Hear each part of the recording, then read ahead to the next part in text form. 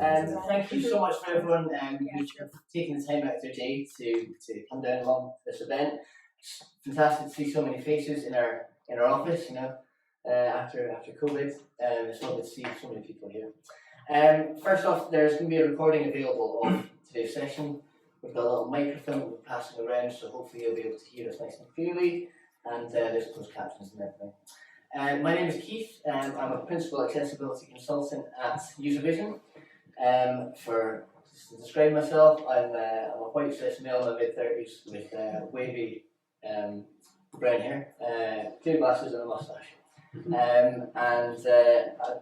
Thank you so much for attending today's Global Accessibility Awareness Day of 2023. For those that are not available to be here in person, hello, the camera over there.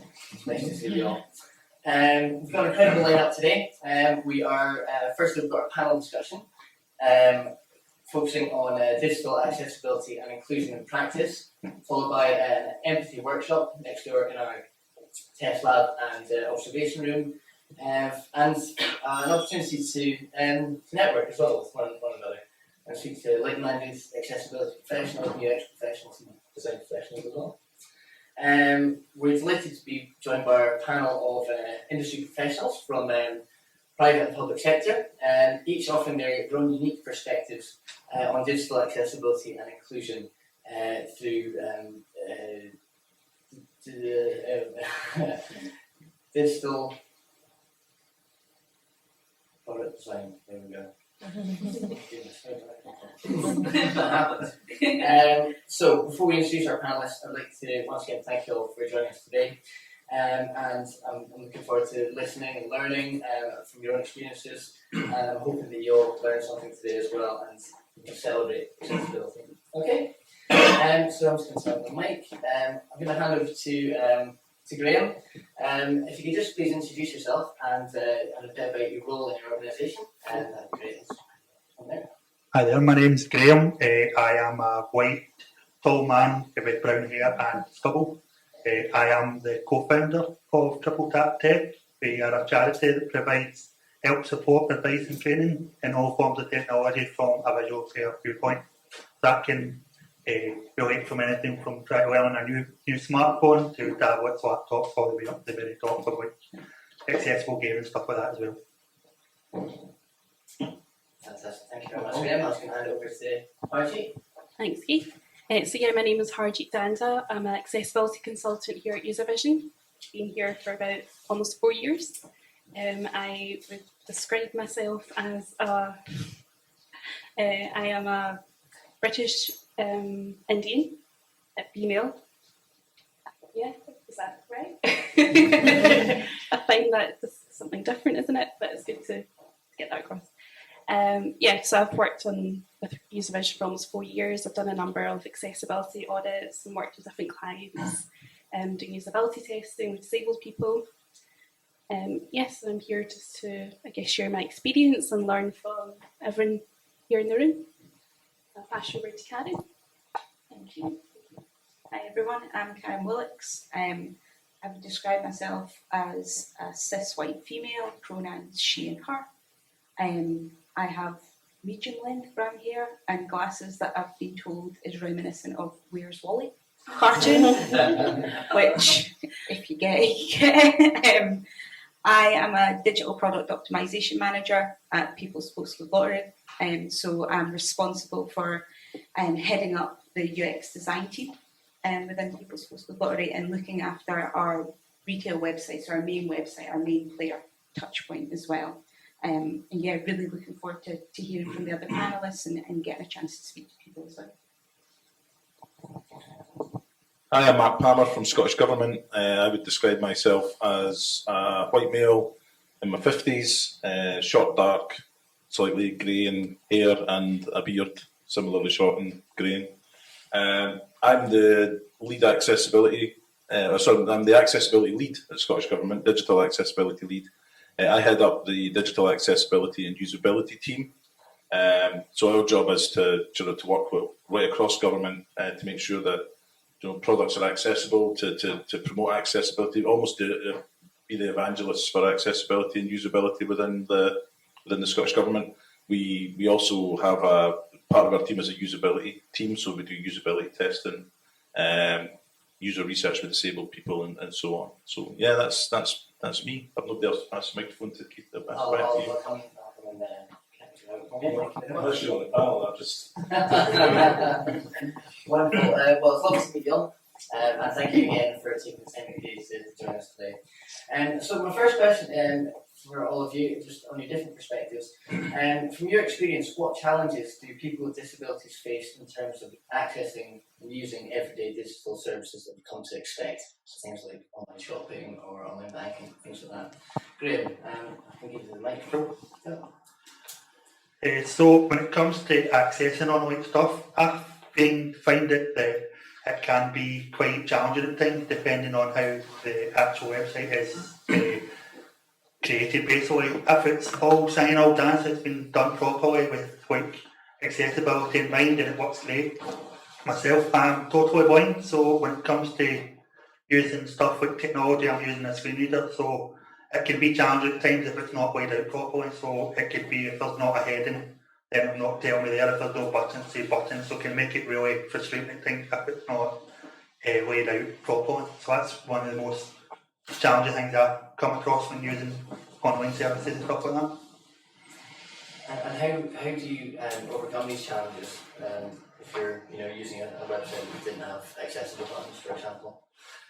So most of the time I'll try my best. There is stuff in like different screen readers for laptops like NVIDIA that has OCR, which is optical character recognition, so that will take a picture and it will read it back. So say that it's not getting any buttons or something like that, it can read it back and I can find my way. So if I tab twice or something, that will take me to that bit. But most of the times, if that's not going to work for me, I will need sighted assistance and help me that way as well. And you mentioned screen readers, just for the purposes of Yep. Can you explain what a screen reader is? Yeah, so a screen reader is a piece of accessible technology that allows any text on the screen will be read back to you in a screen like a voice, so it can be any kind of voice. So anything like a piece of text, like documents, anything like that, like text message in your phones, everything like that will be read back to you. So using a screen reader, I can navigate my way around the computer and do it that way, and that's how I navigate using technology as well. That's wonderful. Thank you very much. No problem. Sorry, I'll do that for you there. And Harji, just the same question to yourself. From your experience, what challenges do people with disabilities face in terms of accessing and using everyday products, and maybe from a consultancy perspective?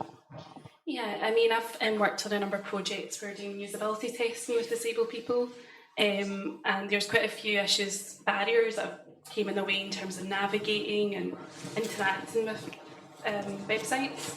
I found that particularly the pandemic and a lot of like essential services have been forced to become digital and haven't had accessibility in mind, maybe have not had the time or the thought there to implement accessibility. There's been barriers in the way, so like essential services that had shifted, usually be in person, but you'd have like appointments done through video conferencing, and there's lots of barriers. There can be barriers with that. Online shopping, like the shopping cart can be complex, and even like making a transaction, can have difficulties with that. So I found that during sessions that certain participants found it difficult to even like complete a transaction and weren't able to do that independently because there wasn't accessibility in place. Kind of like what you mentioned, Graham, like there's like maybe a button there but it's like coded as a button, so if the person that isn't able to perceive that, like see that button, it's not communicated to them through using screen reader. So it's barriers like that. I also found like barriers even like communicating with people. So like during the pandemic, people weren't able to see each other in person, so they were relying on technology to do that. And there can be barriers there in terms of accessibility, like is the interface accessible? So I think there's been a lot of work that's been done to improve that. but there can be market barriers in the way. Fantastic, thank you, RG. And just if you could pass the microphone over to Karen there, just from a private sector perspective, have you seen any other challenges for people with disabilities that they face online in terms of accessing, your own play journey, for example, on the retail side? Yeah, so it's Karen from People's Postal Authority speaking. Great question, and I think very much where we are as a company is UX and accessibility has been something that we have very recently started to invest heavily in. So there's a lot of, I would say, legacy and systemic issues around our website that it wasn't built with accessibility, wasn't something that was baked in from the start. It was almost something that you could do after the fact. And there's now a lot of investment on core parts, particularly around the play journey or the sign-up flow, to redesign that and start bringing accessibility, inclusion and other aspects up front. To start it should never be a checkbox at the end, it should never be an add-on, it should be accessible and inclusive for everybody. And part of that, I think just now, for me certainly, the focus with me and the team that I work with is not only doing that for our products as a business, but it's engaging more with a wider variety of users. There's nothing can replicate, no software or products can replicate lived experience. So how do we speak to people and get a very good understanding of the challenges they could face and the solutions we can put in place to help? But also how do we, I think as well, get wider organisational buy-in and appreciation that accessibility isn't somebody else's job. It's all of our job, and it starts with a change in culture and mindset as well. And I think having the opportunity to work with yourself, Keith, and the team here, there's been a lot of progress, particularly over the 12 months, but it's just the start of a journey that we're keen to progress on. Wonderful, thank you very much, Karen. Keith from Use Vision again. And Mark, why does accessibility need to be considered when designing and developing digital products and services? Well, I mean, that's quite, sorry, it's Mark from Scottish Government here, and all the good answers have been used. Why it's important, I mean, it's quite straightforward why it's important to government. I mean, we have to provide services for all citizens, regardless of, whether they have a disability or they don't have a disability. So it's hugely important for us to do that. In terms of, what do we still see out there in the wild in terms of accessibility barriers? I don't think, I've been working on accessibility since 2007, and I don't necessarily think that the key issues that people are encountering are particularly different from what they were in 2007. We tend to see the same areas where we have problems, so things like forms, keyboard navigation, contrast with colours. We tend to see a lot of the same repeated issues now.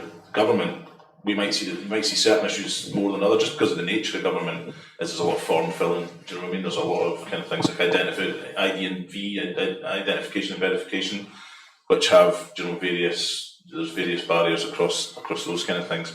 But it's hugely important for us in Scottish Government, and with my role as an accessibility lead, I'm definitely pushing against an open door. But there are some pragmatic challenges. There's some, we have to be pragmatic. There are some challenges, practical challenges with actually doing that.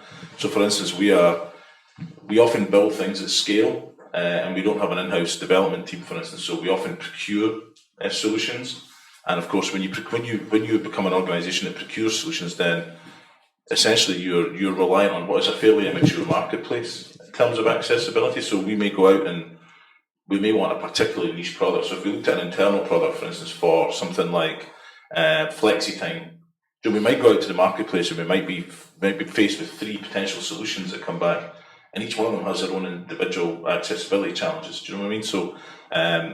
So there are some concerns, and it wouldn't just affect government. That probably affects private sector where people procure software as well. But as a government, because we are bound by the legislation, there's a greater focus on us to make sure that we overcome those challenges.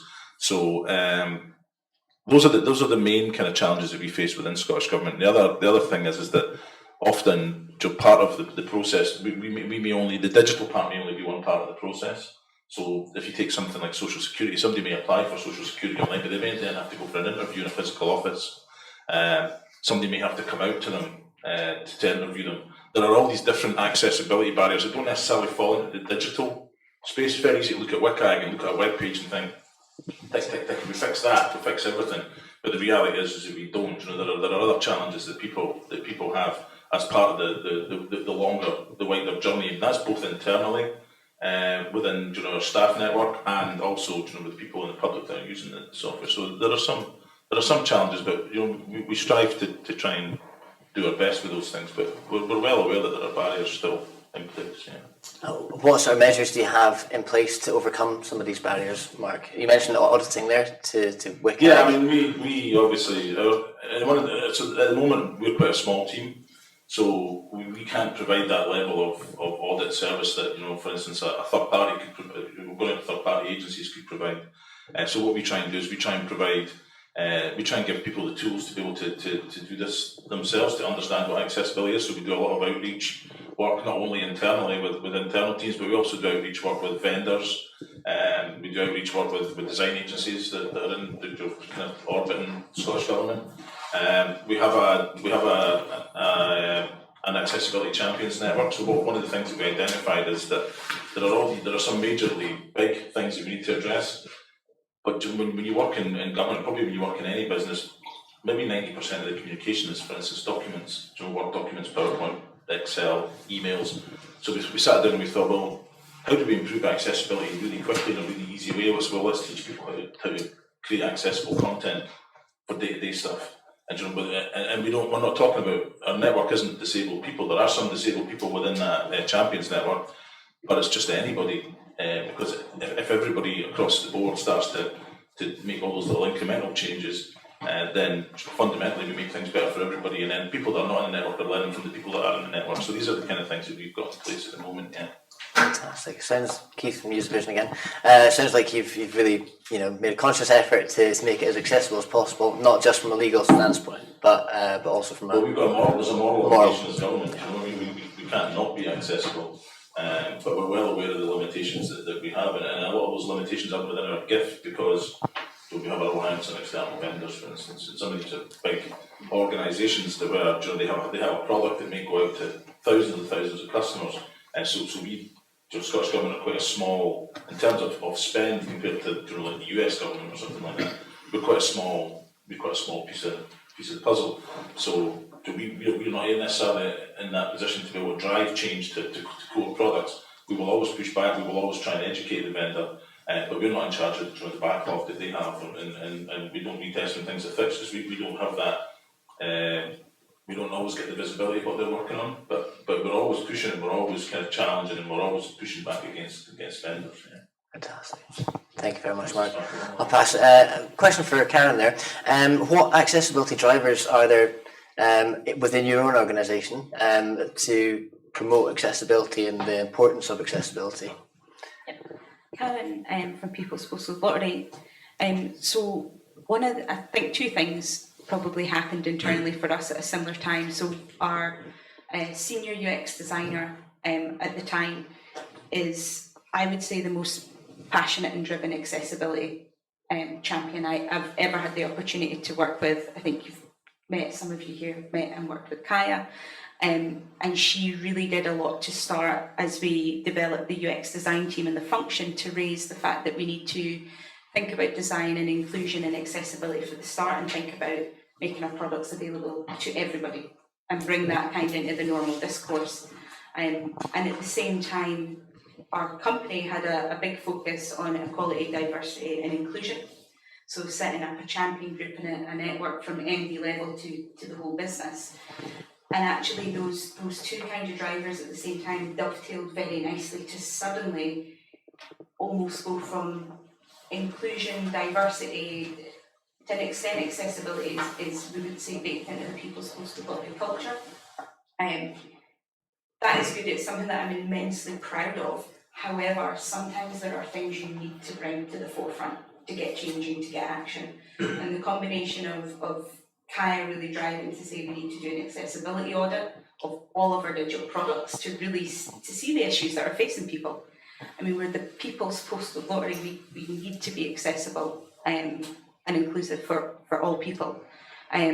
as well as the EDI group as well, have then championed that and started to not only enable us to work with user vision and get many audits and usability testing sessions set up on our products, but have also started to work on what I think is, to an extent, equally important, is trying to change the culture and mindset across the business about how we think about accessibility, how we think about our users.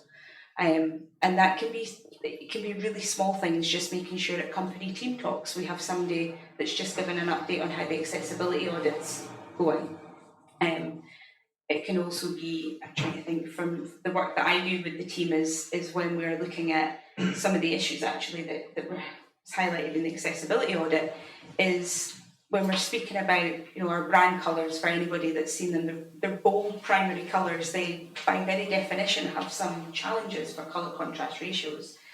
And we have now updated our brand red and our brand green and the contrast ratios to be accessible. However, in getting that change put through the company, if we'd just spoken about the colours and the impact of the colours alone as like a thing to change, an element of digital product to update, it doesn't land and it doesn't resonate. So we spent some time creating proto-personas to start speaking about a wide range of disabled people and users, to start speaking about people as people. So speaking about Adrian, who had green and red colour blindness, and all the conversations, as soon as they become centred on a slightly fictitious person, you get that emotional connection and you get that buy-in. And I think that's been really important for us, is to start at that point and then keep that momentum going internally, whilst we also do the UX design and the development work to include accessibility up front, but also when it does come to elements mentioned earlier, like the buttons are coded correctly as buttons, and that we think about how we work and how our website performs with assistive technology in many other products as well. Wonderful, thank you very much, Karen. If I could ask you to pass the microphone to Harjeet, Keith from User Vision again. Harjeet, from your experience, how do you go about helping organisations achieve their accessibility goals? Yeah, so we worked with a number of organisations doing accessibility audits. So that could be of a website, of an app. Currently looking at a kiosk screen for airline, so that's something that brings different challenges. But understanding what their requirements are, like what needs audited, and then looking at how we can do that in a way that is thorough, and they get findings from that they can work from.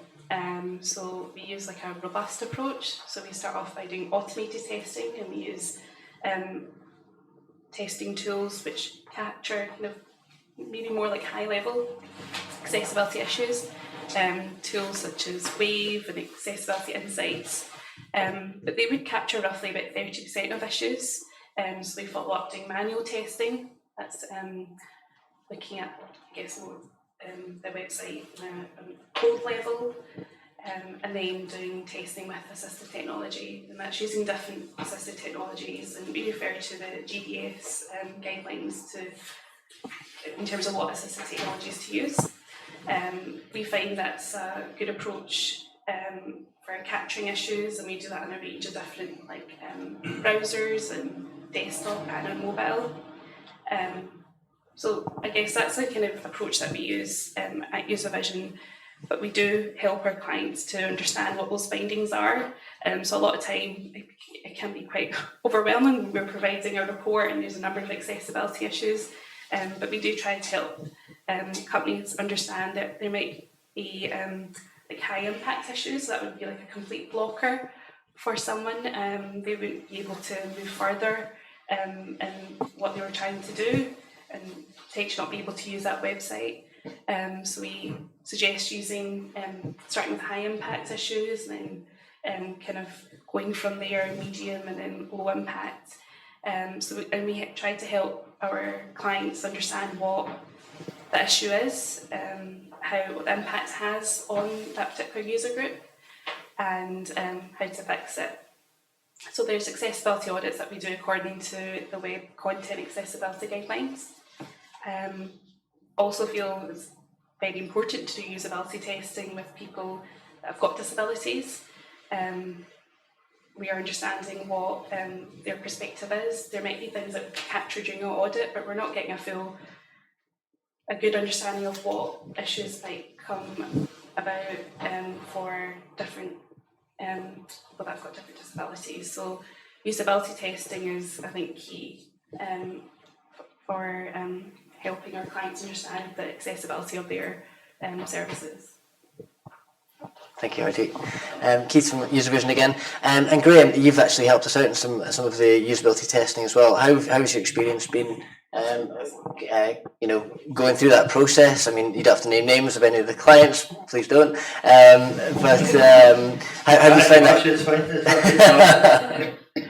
I think when it comes to using and helping out people with testing accessibility, it really comes down to actually know what you're doing as well. Sometimes if it's just trying to find and knowing the programmes inside out helps. I think as well it is good to help. We at Triple Tap, we try to help as much people as we can, whether it's our clients come through the door learning these kind of technologies, or from helping out UserVision or anybody else that's looking for web testing, and we can come in a bit like yourselves at UserVision. You might give people some feedback of where they're going right, where they're going wrong, if it's going to work, if it's not going to work, if it's unfortunate, if it needs redesign from the very beginning, we can help with all that. So it's just a matter of doing our best to help people and doing it that way. And I think the key thing as well is if you introduce accessibility from the very start, then you're going to have more success than bringing it in a later stage, because there's only like a time, it's like with people, if they've got deadlines and stuff like that, if you don't do it, then it's more pressure there. Where you get it from the very start, then you get more time to implement and more time to test, more time to get people to come in and test it as well. So I think when it comes to all that, it's just a matter of getting it as quick as possible, and then you can get other people testing, get more time to get it correct and move on from there as well. Fantastic, thank you very much, Graham. And how important is it to educate people on the importance of accessibility? I think it's very important to educate people about accessibility. I know for myself, actually using assistive technology, if that's not there, then I can't do what I'm doing today. In fact, even today, I've done everything online, from going from Glasgow, getting the train, booking assistance 3 days in advance, all doing that through using assistive technology. If it's not there, I can't do it, to be honest. Unfortunately, that stage I'm at the moment, with my sight, I cannot do that. I need sort of assistive technology, and it's the fact that a lot of people like myself, people are low vision, people are deaf, people that have other accessibility problems and disabilities need accessibility in everything, every day. Things you don't even think about, to be honest, even like audio description for watching television. It needs to be embedded from the start, because it makes everybody's life easier and it makes it more enjoyable for people. Especially if I didn't have it, I couldn't be here today. So it's one of those things. It's crucial to educate people. Fantastic. Thank you very much, Graham. Just get the mic there. Just Mark, thank you very much. I've got a question for you. From a public sector perspective, what was the question? From a public sector perspective, what role do internal stakeholders play in driving progress and embedding accessibility, and which stakeholders and roles are best placed to do this? Yeah, so I mean, certainly internal stakeholders are critical for us, because I don't have like a wall chart of every single thing that's happening in Scottish Government. I don't know who's building what and what services people are coming up with. So there's a dependence on internal stakeholders to come to us in the first instance, because then that's how you're aware of what's going on. If it gets to the point where it's developers coming to me, then we're probably too late in the process. It needs to be somebody at a project level who's coming to us at the outset of a project, really. That's when we can make the most impact. So if you're drawing things on a piece of paper, then that's a good time for us to get involved. If you come to us with something that's built and it's launched in a fortnight, thanks but no thanks, because we're not going to be able to have an impact on that. Or we're going to give you a long list of things that are wrong with it, and you're going to be sitting there looking at that wondering, how the hell you're going to get them fixed within a fortnight. But there's a really heavy dependence on internal stakeholders. We have stakeholders that are very bought into accessibility. Usually, like I said before, we're pushing against an open door, but yeah, there's a heavy reliance on certain people at project level or a product owner level. These are the people that need to come to us and kind of make us aware, because they're going to be the people as well who are potentially liaising with external vendors who can get us access to environments where we can do usability testing, we can do accessibility reviews. Fundamentally, the shift that I'm trying to make is I'm trying to make the shift from people coming to us for that service, for people to actually, whenever they sit there and commission a project, to sit there and think, at some point in this project, we're going to have to commission a third party here to do an accessibility audit or a review as part of this process. Because there are 2 people in my team who do accessibility reviews, and we can't support the entirety of government with 2 people. So we're trying to change the culture where people understand that, you know, that accessibility is a key part. They understand that it's a key part, but they don't necessarily have the tools in front of them and the ability to kind of, they're not experts in accessibility, so they don't know when to engage and who to engage. So we're trying to change that mindset to where people can start to engage with other organisations to kind of do that and cost that in as well. So it's like turning a tanker at the moment. We're kind of halfway through turning that tanker. But we'll get there in the end, but it'll take time. And obviously, you know, the contraction in the public spend as a result of COVID isn't, you know, that brings its own challenges as well, things like accessibility and project costs and so on. But we're always kind of advising, we always have kind of people who are bought into the process. It's just a learning experience, and it takes time, do you know what I mean? That's where we're at. Fantastic. Thank you very much, Mark. And you've mentioned there, you know, it's better when people come to you and they're scribbling something on a piece of paper. Yeah. Do you tend to find that you work more closely with designers or development teams, or what sort of product teams do you work It with? depends on what we're working on. So a lot of the time, it depends who you have access to. It depends who the vendor. If you're working with a vendor, it depends who the vendor has available. So if we were working with a design agency within, you know, a local design agency, then we were building a website for some part of government, then, you know, we probably have access to those. Sorry, I keep turning my back on everybody. We have access to those people, and usually they're quite engaged. If, however, we've bought some huge off-the-shelf product that we're just going to badge and launch, then, you know, penetrating deeper into that organisation to kind of find the right people to speak to can be a wee bit more difficult. Because you may be a few layers removed from the people who are doing who've actually got the hands-on ability to improve the experience. So it varies from project to project. One of the things that we do have is we have a design system. So we have a Scottish Government design system, which is a bit like the UK government one. It's Digital Scotland Design System, which is, you know, it's like, if you want, here's a list of components, here's a date field, you know, here's how you do a help text and so on. And within that, we have like a kind of visual representation of how it should look, and we have a code representation of how it should look now. That's great if we're building something completely from scratch, because you can just lift and shift that. But obviously, when we're working with third-party products, sometimes what you're doing is you're trying to shoehorn our code on top of code that the third-party product produces, and we end up with like kind of code spaghetti.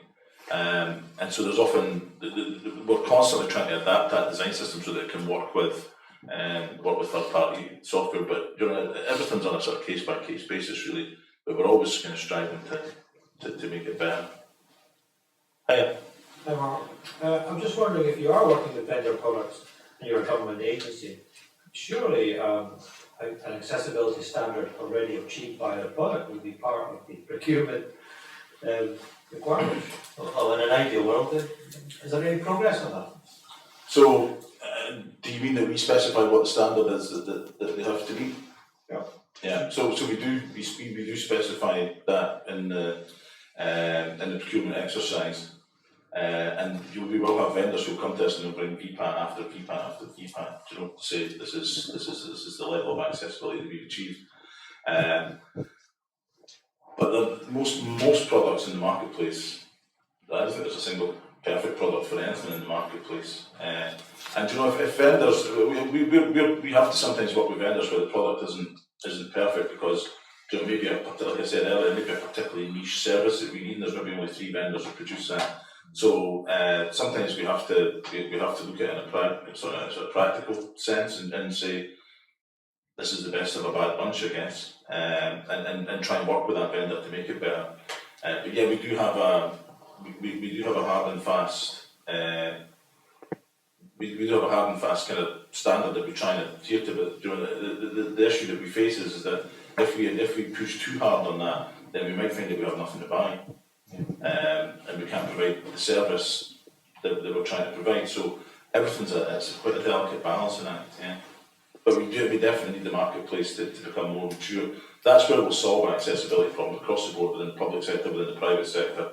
If the marketplace becomes more mature and they start to build, more accessible products. But the problem is a lot of these products have been around maybe since early 2000s. Some of the things that you're looking at on that when we're in that space, and then there've been layer after layer after layer has been built on top of them. There's a new skin put on it, and the whole thing is actually just like this massive.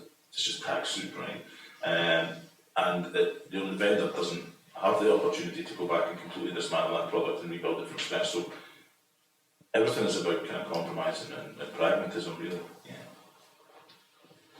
I know that's not a great answer, but it's the reality. It's the reality we live in, and I think it's not just government that lives in that space. I think private sector lives in that space. I imagine there's private sector organisations that have the same challenges. The problem is that the focus is on us in government because there's a clear piece of legislation that points right at public sector and says you need to be AA compliant. And those are the two things that don't marry up particularly well at the moment, but we're always trying to close that gap. Yeah. Thank you very much, Mark. And if you could just explain the legislation that's in place for public sector organisations. Yeah, the public sector legislation, this is where I always get stuck. The public sector website and mobile applications, is that what it's called? I can never remember what it's called. I don't need to know what it's called, I know what it means, what it does. It's essentially it puts the onus on public sector organisations to make sure that anything that we have public facing or internal facing is AA compliant. And that was an EU piece of legislation that became enshrined in UK law. So that's what we're held to, and if somebody was to take a case against public sector organisation, it would probably be under that legislation. That's what we're bound by. Yeah. Thanks, Mark. And can I see a show of hands in on this public sector organisation in the room today? And are you compliant with yeah, a couple of nods? I'd like to see that. That's wonderful. Which organisation are you from? Edinburgh Napier University. Right. Yeah.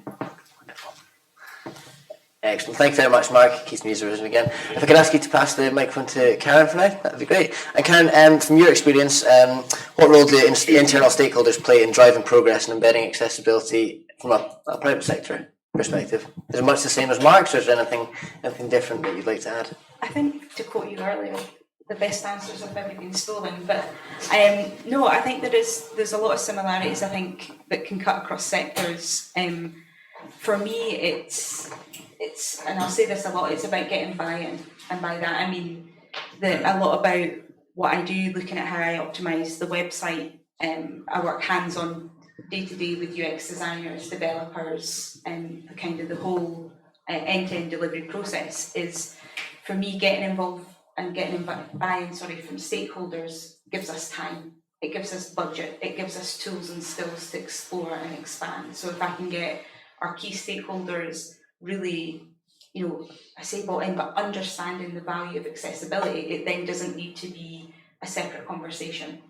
It is then about, when we speak about MVP or minimum valuable product that we might release, it's actually thinking about that for all users and not and speaking about how we achieve that and getting people comfortable with it, that taking the extra time to make sure that we've got the correct ARIA text or the colours right or the coded buttons. I think it's not something that should detract from what we do. It doesn't detract from the value, it enhances it considerably. And I think a big moment for us was getting the accessibility audit done last year, and I think being really open, it was quite a sad moment when we got, I think, the first audit back, just for the main People's Postal Lottery website, and there was 68 issues. Quite a lot of us were like, yes, only 68. We thought there was going to be hundreds of issues. And then there was that moment where we sat and thought that some of these are significant, some of these are high impact, some of these are blocking people from doing something that should be accessible to everybody. And I do remember, listening to some of the recordings from the testing and the usability testing, hearing what's read out through assistive technologies and screen readers, and just thinking it was a completely awful experience, and something from a product point of view, right through to when I shared some of them right up to MD level, made us very uncomfortable. Uncomfortable because it was something that we hadn't been aware of and hadn't put focus on before, but then uncomfortable almost in realising that we are very early, I would say, in our kind of maturity stage for accessibility, and there's a lot for us to learn. And for me, it's trying to get us comfortable with leaning into that and really understanding that, you know, there's been a few moments, a few issues that have been raised around accessibility that we can't really shy away from. Whether it is some of the ones on the sign-up flow, realising that the incorrect prices were read out during the screen readers was a compliance and legal nightmare, but also like there's people out there that could have bought tickets not knowing how much was coming out of their bank each month. That is just not acceptable.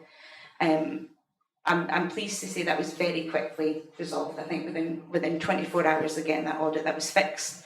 But if we can respond that quickly to a known issue, we should be able to invest the time up front to stop those issues occurring. Because 60 issues is a very clinical way to say it. It's people, it's like Graham, like you said, it's around being able to do day-to-day activities as anybody else can.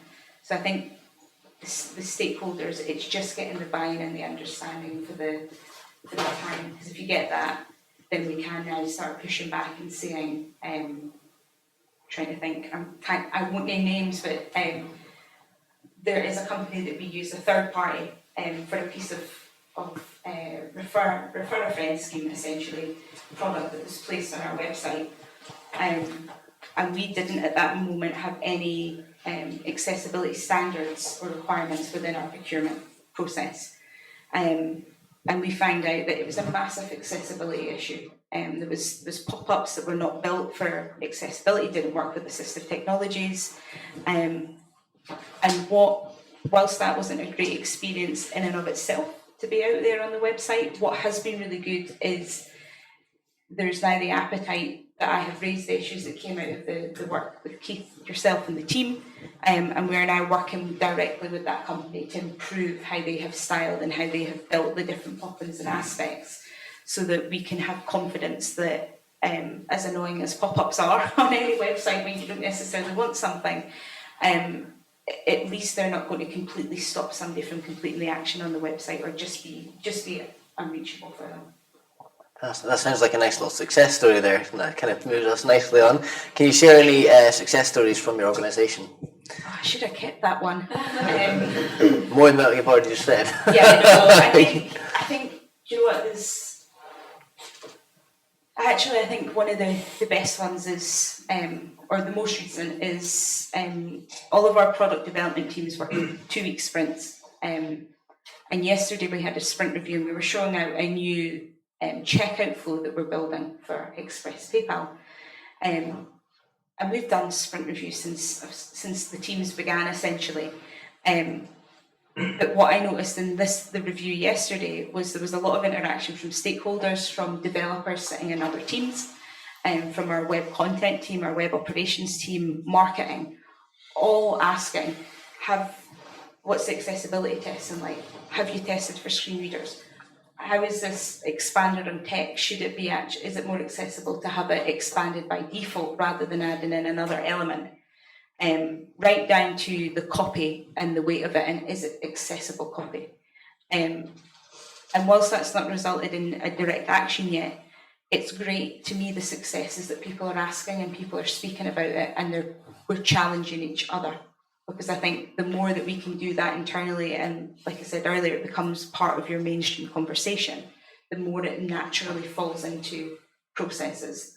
And after the sprint review yesterday, it was with the team that I work with, as part of our retro and continuous improvement tasks. We're now looking at how, in our definition of ready and definition of done, which are 2 measurements of, is this work ready to be developed, firstly, and then is it ready to be released out onto the website, is to actually put accessibility criteria and benchmarks in place, so we cannot develop and we cannot start coding against designs that we have any concerns around accessibility, and nothing will go live unless we have checked it against certain software and testing to have. And touched on, software can never fully replace a person testing it, but it can give us a lot more confidence and assurance that it should be more accessible because we've taken the time to do that, than just thinking somebody will let us know if it's a problem. That's fantastic. Thank you very much, Karen. Thank you for sharing that success story. Really inspiring, and it's great to hear that it's been circulated and discussed throughout different teams, and the importance of accessibility really shines through. That's fantastic. Thank you very much. Hardy, do you have any success stories from your own experience about from any of the clients that you've worked with, any success stories from them and how they've gone on to embed accessibility in their organisation? I mean, you've got PPL as Postcode Lottery as an example there, but any others? I guess something that sticks out is I'm currently working with a financial organisation, and we had conducted an accessibility audit, which out that came a number of accessibility issues. But that wasn't just like the end of that work. I think what I highlighted to that organisation was that there needs to be a culture. There's a culture that's kind of missing in terms of accessibility and how they look about embedding that accessibility within their organisation. So we're supporting that company by looking at how they can embed accessibility from the start. So I've done sessions with their team looking at the design stage and how we can look at designs and annotate those designs and put accessibility requirements in at that point. And it's really great to do that. We're seeing that work being done at the start and how that kind of can pull through. As well as that, there's been like sessions that I've observed, and there's like light bulb moments where we can see that actually there's an issue here, but it's actually really simple. There's two teams that aren't communicating with each other. And I think a lot of time there's accessibility is like seen as maybe the UX team, design team's responsibility, and not something that actually should be shared within the organisation. So that was something that it was a recommendation that we gave to them, and now they have clear communication between the design and developers. All that work that the design team is doing, that's getting shared with the developers, making the developers' life a lot easier as well, because they have clear, I guess, there's requirements there that the design team are sharing, and they're looking, the developers are using those when they're building. So I guess I feel like that's a success story, because they've done their accessibility audit, but they've not just stopped there. They're continuing to embed accessibility from the start. They're willing to keep learning. They're sharing that knowledge within the organisation. They're doing training as well. We're supporting with that. But internally, they're sharing that information. So I think that really shows like that company's commitment to accessibility. It's a private sector organisation.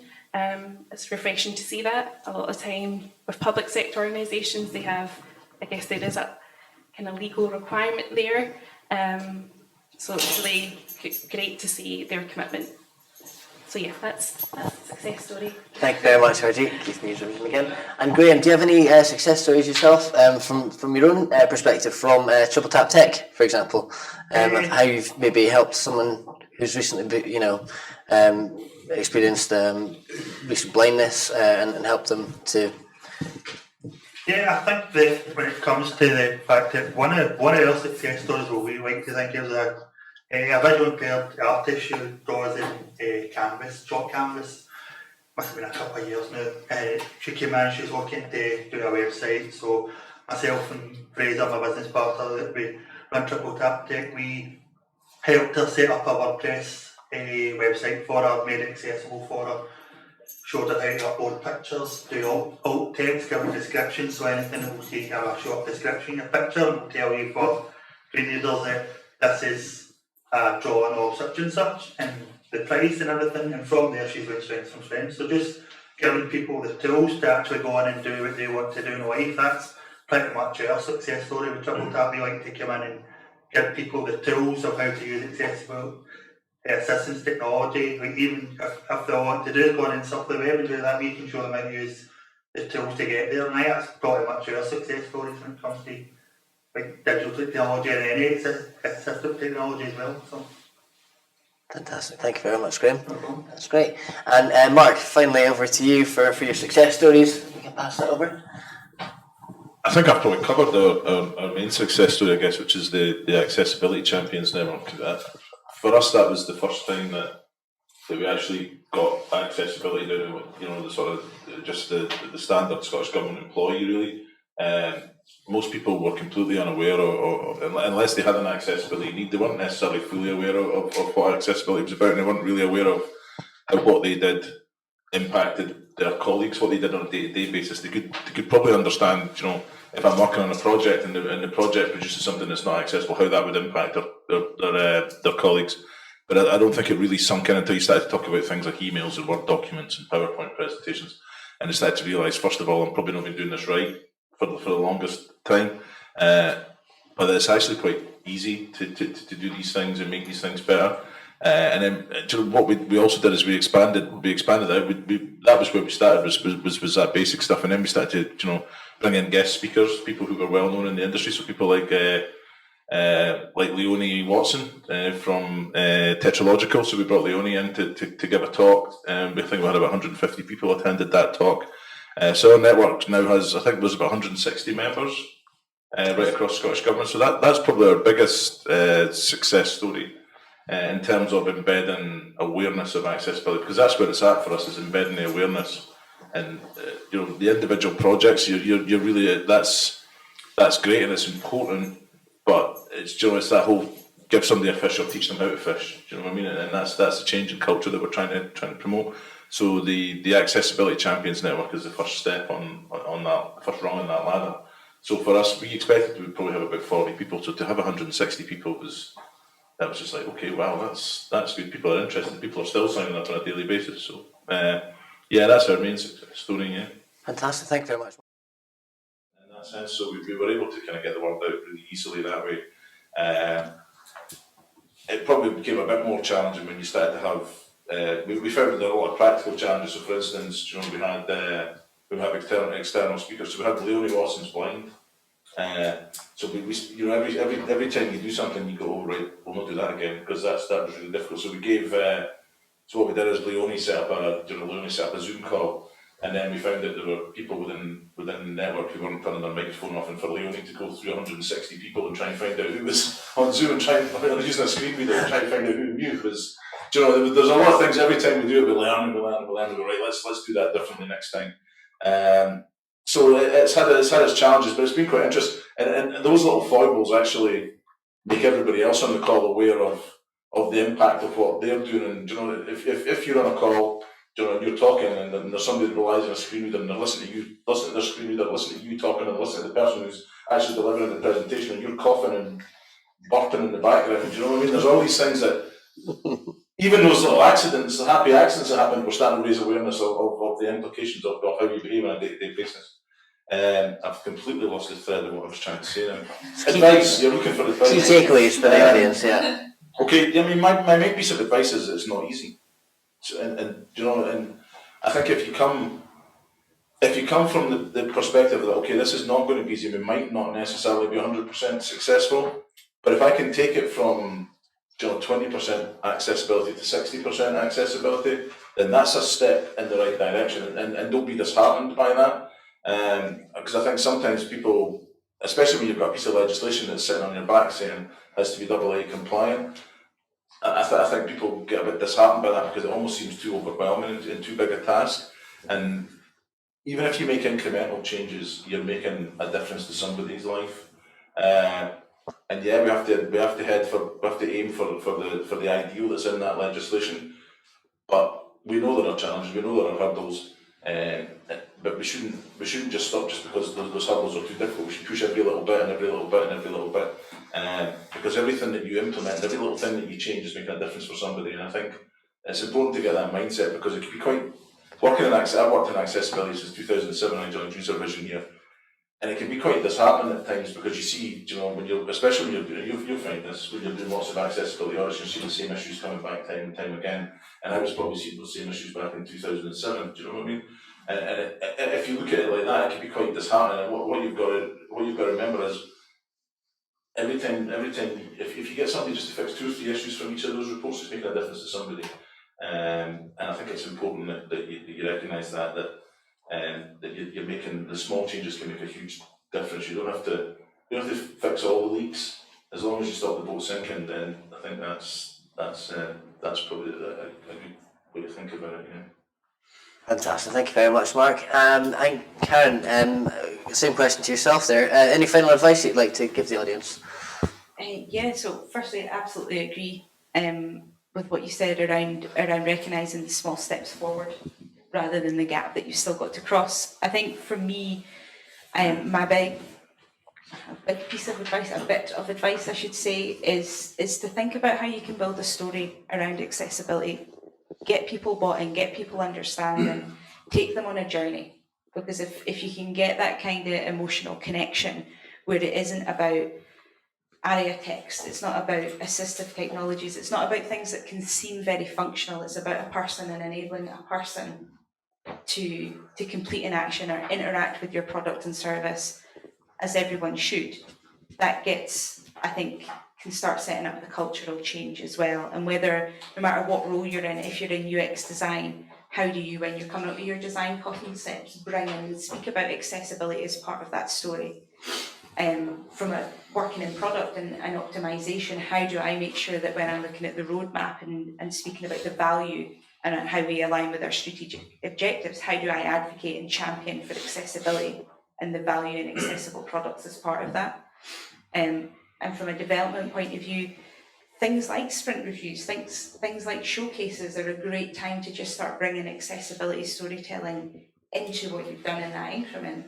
Even if it isn't perhaps part of the standard process, maybe do a little showcase that says, you know, just to let people show this is how this would work with a screen reader, or anything else that just small little steps, similar to what you've said, that can just get people aware, firstly, of it, comfortable talking about it, and then feeling some kind of connection to the value that this gives to people and product alike.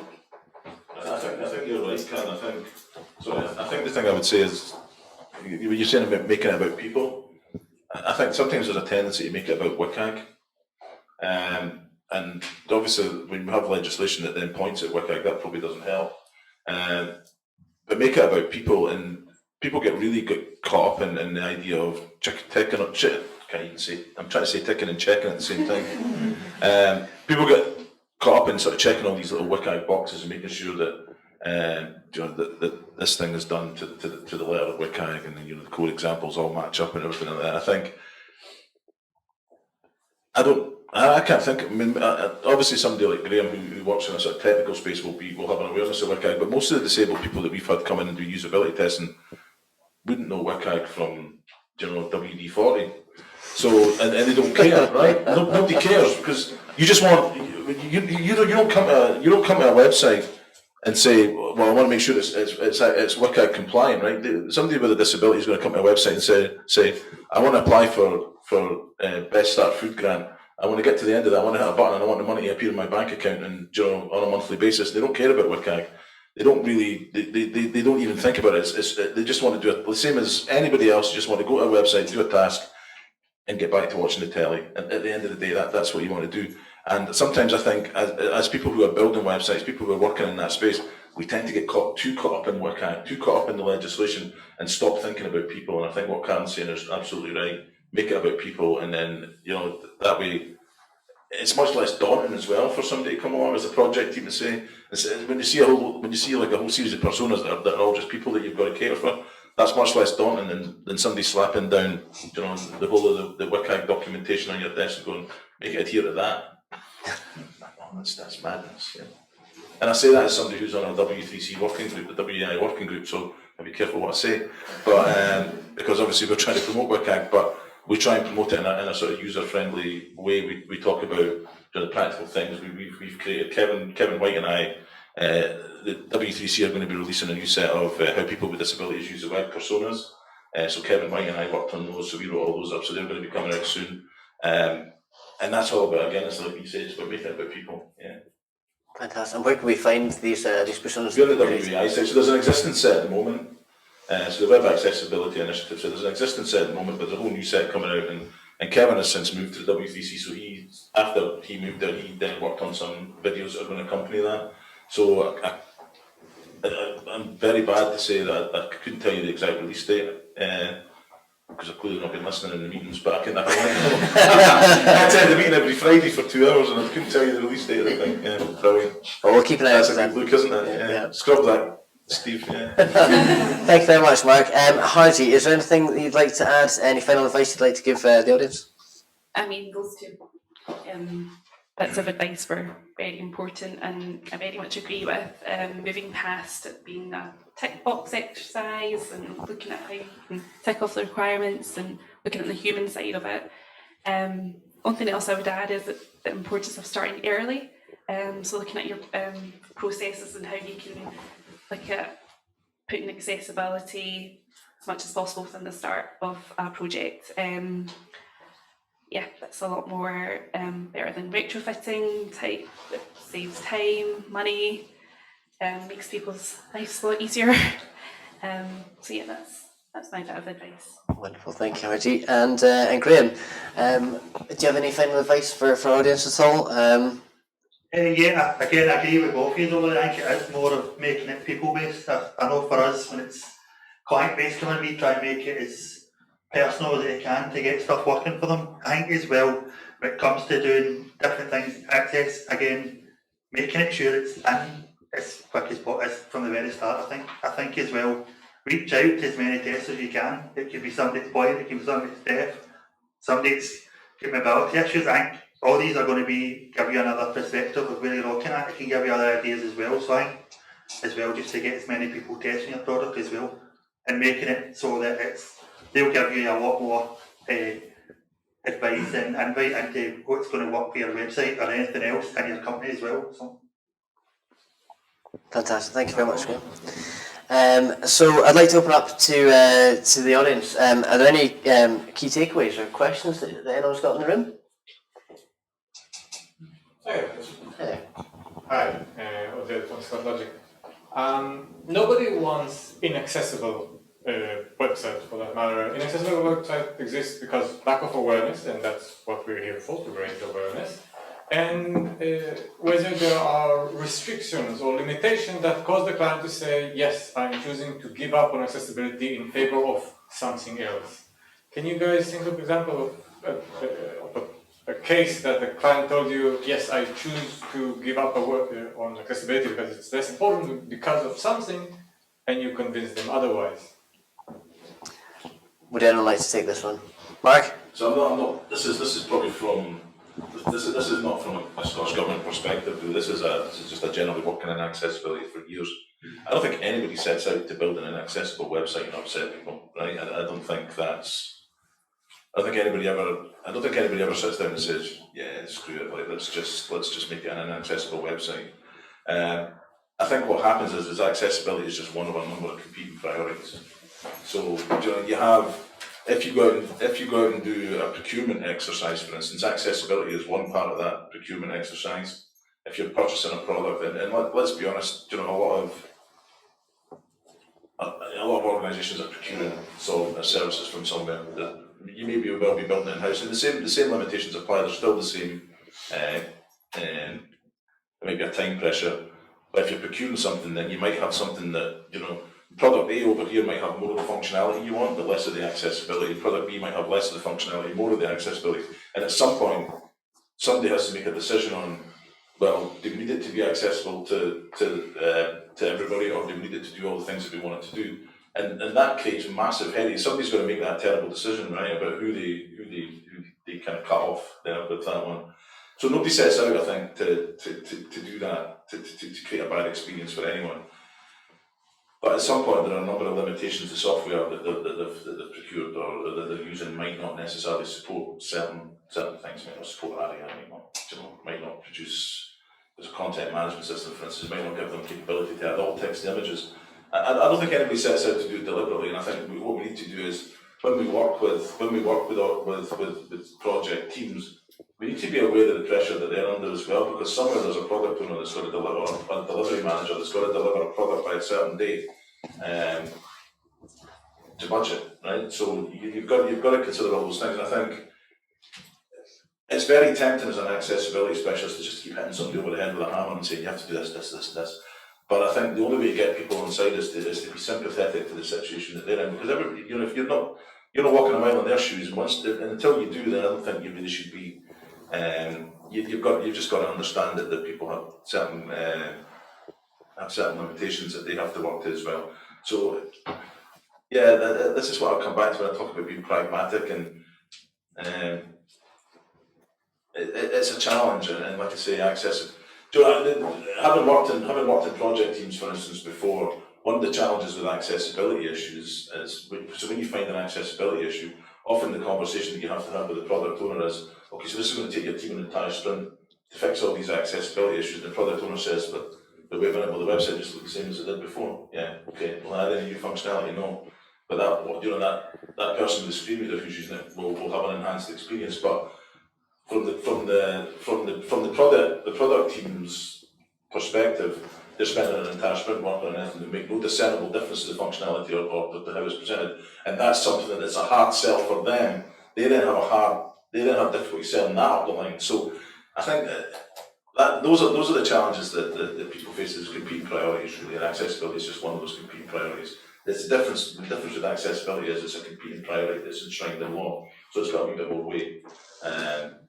But yeah, that's the reality of that world, and I'm afraid to say. Yeah. Thank you, Mark. Was there any other questions, key takeaways for our panel today?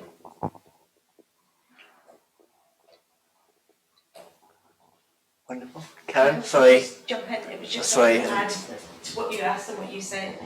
I think it's a true statement to say. From a product point of view, it's definitely my background is, and where I work just now is, if you are up against a release and you've got that sprint, and your example of, okay, we'll bring all these accessibility improvements in, but nothing changes. To me, it's how to, and this is the bigger cultural thing and links into my bit of advice, is how do I as a product owner understand and invest in my own time and learning and awareness as to the value that investing that sprint in accessibility then brings back as well. And I think it's very early journeys, but being able to lean on footage from usability testing, data that's out there, other examples, it means that those conversations will still happen. They might not always go in the right direction, but being able to start, challenging back to my stakeholders or my departments to say, it is 2 weeks and you won't notice a difference, because you can currently use the website, but Adrian, for example, that has visual impairments, they can't currently use the website. So this is a sprint to make sure that Adrian can buy a ticket. And it's having that and being able to speak about even, the percentage of the population that need and use assistive technologies. And it's why I suppose I advocate for the human elephant, maybe that as well, the human element, inclusion for all, but the human element and the storytelling, and really for me, I think I have a responsibility as a person, as a product owner within People's Postcode Lottery, is to understand the value to the company and understand the value to people at the end of the day, and how I can always represent that, even if something isn't visibly different on the product to me, it's visible to somebody else or has an impact.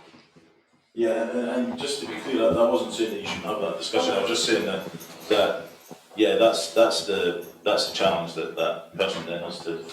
They don't have to sell it. Usually it's the product owner that has to. They have that difficult decision as to what to prioritise in the backlog, and it's them that have to have that difficult discussion with the stakeholders further up the line. And it's not just an accessibility issue. General usability issues tend to fall into that same category as well. Everything's a competing priority, and accessibility to me is always going to be the top priority, but it doesn't always work like that. And when people are trying to deliver something on time to budget, and yeah. Wonderful, thank you very much, folks. Any final questions at all? Kieran, anything from the chat? Nothing in the chat. Wonderful. Well, thank you so much for attending today, everyone, and thank you so much to our panelists. Can I have a round of applause for Mark and Carrie, Margie, and Graham? I hope you found today's discussion to be enlightening and inspiring, and I'd like to express our deepest gratitude to our panelists by offering a wee bottle of wine there. Graham, there's a bottle of wine for you just there. But, Cheers, thank you. one for yourself, RG. Thank you very much. You can have this in the train, alright? There you go, Karen. Thank you very much. Thank you very much. Brilliant. So, folks, remember the conversation doesn't end here. Okay, let's continue to champion accessibility and inclusivity in our everyday work and interactions. Okay, and together we can create a more accessible and inclusive digital world. So what's going to happen next, folks, is we've got an empathy workshop happening next door. So you can make your way in small groups through and you can experience some of the tools that we've got prepared. If you like today's session and you'd like to tweet about it, we're at Uservision and you can see just there, tweet there at Uservision there. We're on Instagram as well, so if you want to take any pictures or tag us, that'd be wonderful. And if you want, we've got lots of upcoming events and training and things like that we offer at Uservision. So I presume that you're all on the mailing list, so you'll get those coming through to your inbox. So yeah, thanks again to the panel. Can I have a big round of applause?